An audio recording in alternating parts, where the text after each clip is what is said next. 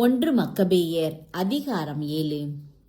ஆள்கீமும் நிக்கானோரும் புரிந்த போர்கள். 151 ஆண்டு செலூக்கின் மகன் தெமேத்திரி ரோமையினின்று புறப்பட்டு சிலரோடு கடற்கரை நகரம் ஒன்றை அடைந்து அங்கு ஆட்சி செய்ய தொடங்கினான்.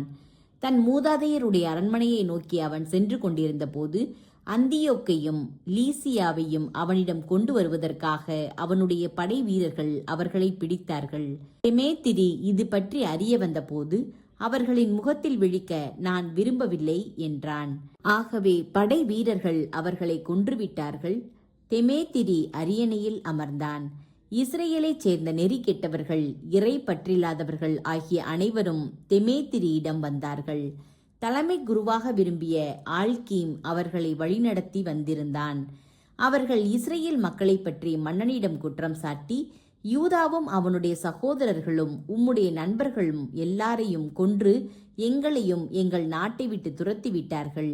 ஆதலால் இப்போது உமக்கு நம்பிக்கையுள்ள ஒரு மனிதரை அனுப்பும். அவர் போய் எங்களுக்கும் மன்னருடைய நாட்டுக்கும் யூதா செய்துள்ள கொடுமைகள் அனைத்தையும் பார்க்கட்டும். பின்னர் அவர்களையும் அவர்களுக்கு உதவி செய்தவர்களையும் தண்டிக்கட்டும் என்றார்கள். மன்னன் தன் நண்பர்களுள் ஒருவனான பாக்கீத்தை தேர்ந்து கொண்டான். இவன் யூப்ரத்தீசின் மேற்கு பகுதியில் தலைவனாக இருந்தவன். பேரரசில் பெரியவன், மன்னனின் நம்பிக்கைக்குரியவன். மன்னன் அவனையும் அவனோடு இறைப்பற்றில்லாதவனும் தான் தலைமை குருவாக ஏற்படுத்தி இருந்தவனுமான ஆள்கீமையும் அனுப்பி வைத்தான். இஸ்ரேல் மக்களை பழிவாங்க அவர்களுக்கு கட்டளையிட்டான். அவர்கள் புறப்பட்டு பெரும் படையுடன் யூதேயா நாட்டை அடைந்தார்கள். யூதாவிடமும் அவருடைய சகோதரர்களிடமும் தூதர்களை அனுப்பி அமைதி சொற்களை வஞ்சகமாக கூறினார்கள். ஆனால் அவர்கள் அச்சொற்களுக்கு செவி சாய்க்கவில்லை. ஏனெனில் பெரும் படையோடு அவர்கள் வந்திருக்க கண்டார்கள். நீதி கோரி மறைநூல் அறிஞர் குழு ஒன்று ஆள்கீமிடமும் பாக்கீதிடமும் சென்றது. இஸ்ரேல் மக்களுள் கசிதேயரே முதலில் அவர்களோடு சமாதானம் செய்து கொள்ள முயன்றார்கள். ஏனெனில் ஆரோன் வழிமரபைச் சேர்ந்த குரு ஒருவர் படையோடு வந்திருக்கிறார், அவர் நமக்கு தீங்கிழைக்க மாட்டார் என்று அவர்கள் சொல்லிக் கொண்டார்கள். ஆள்கீம் அவர்களுக்கு அமைதி சொற்களை கூறி, உங்களுக்கோ உங்கள் நண்பர்களுக்கோ தீங்கிழைக்க முயல மாட்டோம் என்று ஆணையிட்டான். எனவே அவர்கள் அவனை நம்பினார்கள். ஆனால் அவன் அவர்களுள் 60 பேரை பிடித்து ஒரே நாளில் கொன்றான். மறைநூலில் எழுதியுள்ள வாக்கு இவ்வாறு நிறைவேறியது. எருசலேமை சுற்றிலும் தூயவர்களுடைய உடலை சிதறடித்தார்கள். அவர்களின் இரத்தத்தை சிந்தினார்கள். அவர்களை அடக்கம் செய்ய ஒருவரும் இல்லை. அவர்களை பற்றிய அச்சமும் திகிலும் மக்கள் எல்லாரையும் ஆட்கொண்டன. அவர்களிடம் உண்மையோ நீதியோ இல்லை. ஏனெனில் அவர்கள் செய்திருந்த ஒப்பந்தத்தையும் கொடுத்திருந்த உறுதிமொழியையும் மீறிவிட்டார்கள் என்று அவர்கள் சொல்லிக் கொண்டார்கள். பாக்கீது எருசலேமை விட்டு அகன்று பெத்சாயிதாவில் பாசறை அமைத்தான். ஆள்களை அனுப்பி தன்னிடம் தப்பியோடி வந்திருந்தவர்களுள் பலரையும் மக்களுள் சிலரையும் பிடித்து கொன்று அவர்களை ஒரு பெரும் பள்ளத்தில் எறிந்தான்.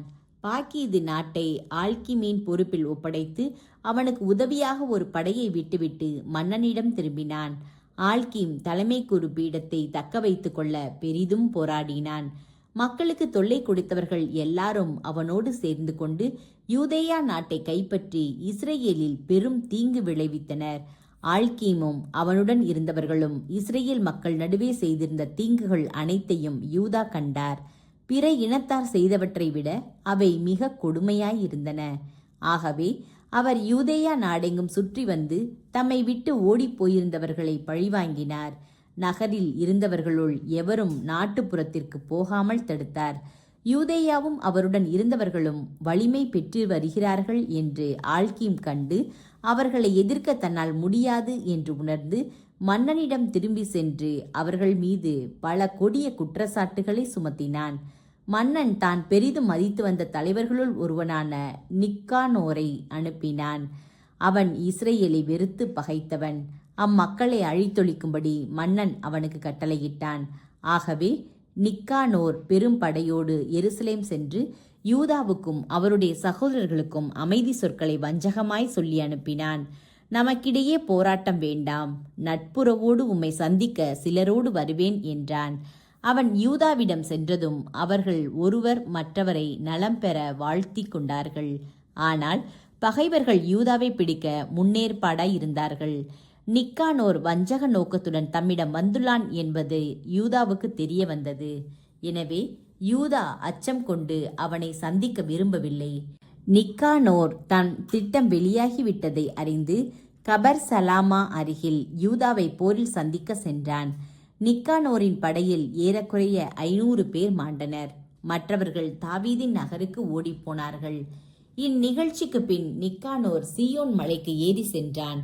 அப்பொழுது திரு உறைவிடத்தில் நின்று குருக்களும் சிலரும் மக்களுள் மூப்பர் சிலரும் அவனை வாழ்த்தி வரவேற்கவும் மன்னனுக்காகவும் நிறைவேற்றப்பட்டு கொண்டிருந்த எரிபலியை அவனிடம் காட்டவும் வெளியே வந்தனர். அவன் அவர்களை ஏளனம் செய்து எள்ளி நகையாடினான், இழிவுபடுத்தி செருக்குடன் பேசினான். சினத்தில் அவன் யூதாவையும் அவனது படையையும் என் கையில் உடனே ஒப்படைக்காவிடில் நான் வெற்றியுடன் திரும்பி வரும்போது இத்திரு உறைவிடத்தை தீக்கிரையாக்குவேன் என்று சொல்லி ஆணையிட்டு கடும் சினத்துடன் வெளியேறினான். குருக்கள் உள்ளே சென்று பலிபீடத்துக்கும் கோவிலுக்கும் முன்பாக நின்று கொண்டு அழுது, உமது பெயர் விளங்கவும் வேண்டுதலினுடையவும் மன்றாட்டினுடையவும் இல்லமாக மக்களுக்கு இலங்கவும் நீர் இவ்விடத்தை தெரிந்து கொண்டீர். இந்த மனிதனையும் அவனது படையையும் பழிவாங்கும். அவர்கள் வாளுக்கு இரையாகட்டும். அவர்கள் செய்த இறை பழிப்புகளை நினைவு கூறும். அவர்களை வாழ விட்டு விடாதேயும் என்று மன்றாடினார்கள். நிக்கானோர் எருசலேமை விட்டு நீங்கி பெத்கோரோனில் பாசறை அமைத்தான். சிரியாவின் படை அவனோடு சேர்ந்து கொண்டது. யூதாவும் 3000 பேரோடு அதசாவில் பாசறை அமைத்தார். பின்னர் கடவுளை நோக்கி, மன்னனால் அனுப்பப்பட்டவர்கள் உம்மை பழித்துரைத்ததால் வானதூதர் போய் அசீரியர்களுள் 180,000 பேரை கொன்றனர். அவ்வாறே எங்களுக்கு முன்பாக இன்று இப்படையை அழித்துவிடும்.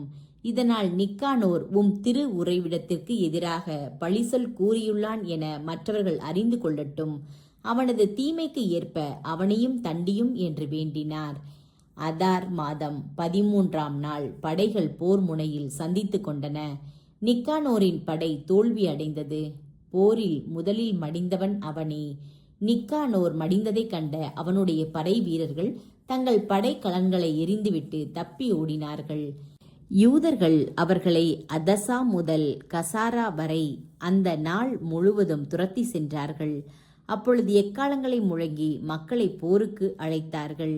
சுற்றிலும் இருந்த யூதேயாவின் ஊர்கள் அனைத்திலுமிருந்து மக்கள் வெளியே வந்து பகைவர்களை பக்கவாட்டில் தாக்கினார்கள். பகைவர்கள் தங்களை துரத்தியவர்களிடம் திரும்பி விரட்டப்படவே எல்லாரும் வாளுக்கு இரையாயினர். அவர்களுள் ஒருவன் கூட உயிர் தப்பவில்லை.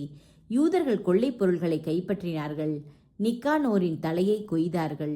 அவன் இருமாப்போடு நீட்டி காட்டிய வலக்கையை துண்டித்தார்கள்.